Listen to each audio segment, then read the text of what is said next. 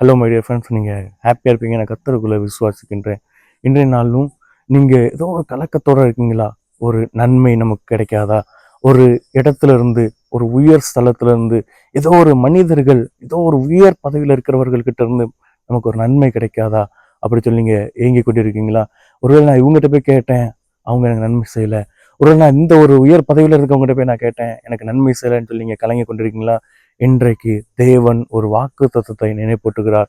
என்னவென்றால், தம்மை நோக்கி கூப்பிடுகிற யாவருக்கும் தேவன் ஐஸ்வர்யம் சம்பன்னராயிருக்கிறார். நன்மை செய்கிறதற்கு நம்முடைய தேவனாகிய இயேசு கிறிஸ்து இருக்கிறார். நமக்கு நன்மை செய்ய, நம் ஒவ்வொருவருக்கும் நன்மை செய்ய, நன்மையானதை தருவதற்காகவே நம்முடைய தேவனாகிய இயேசு கிறிஸ்து இருக்கிறார். எனவே நாம் அவரை தொழுது கொள்வோம், அவரிடத்துல நாம் வேண்டிக் கொள்வோம். அவர் நமக்கு நன்மையானதை செய்ய காத்து கொண்டிருக்கிறார்.